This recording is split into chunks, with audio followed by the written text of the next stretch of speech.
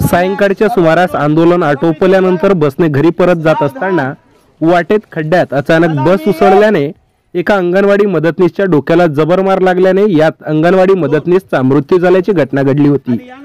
या घटनेत जिल्ह्यातील हजारो अंगणवाडी कर्मचाऱ्यांनी 9 जानेवारी रोजी भंडारा येथील जिल्हा सामान्य रुग्णालयात सामूहिक श्रद्धांजली अर्पण केली। कमल विजय गोंधळे राहणार मासळ असे घटनेतील मृतक अंगणवाडी मदतनीसचे नाव आहे। सविस्तर असे की 4 डिसेंबर पासून भंडारा येथील जिल्हा परिषद कार्यालयासमोर अंगणवाडी कर्मचाऱ्यांचे आंदोलन सुरू आहे। घटनेच्या दिवशी घटनेतील मृतक महिला ही आंदोलनासाठी स्थानिक मासळ येथून भंडारा येथे गेली होती।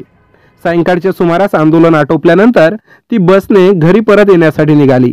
दरम्यान भंडारा येथून मासळला बसने परत येत असताना एका खड्ड्यात अचानक बस उसळल्याने कमलच्या डोक्याला जबर मार लागला। ही घटना लक्षात येताच जखमी महिलेला उपचारासाठी पहिला येथील ग्रामीण रुग्णालयात दाखल केले, मात्र प्रकृती अधिकच चिंताजनक असल्याने तिला पुढील उपचारासाठी भंडारा येथील जिल्हा सामान्य रुग्णालयात हलविण्यात आले। जखमी अवस्थेत असलेल्या अंगणवाडी मदतनीसला भंडारा येथील जिल्हा सामान्य रुग्णालयातील वैद्यकीय अधिकाऱ्यांनी मृत घोषित केले। तथापि 9 जानेवारी रोजी घटनेतील मृतक महिलेच्या शवविच्छेदनानंतर जिल्ह्यातील हजारो अंगणवाडी कर्मचाऱ्यांनी भंडारा येथील जिल्हा सामान्य रुग्णालय गाठीत साश्रू नयनांनी श्रद्धांजली अर्पण केली। त्यानंतर मृतदेह त्यांच्या मूळ गावी मासळ येथे आणून अंत्यविधी करण्यात आले असल्याची माहिती देण्यात आली आहे।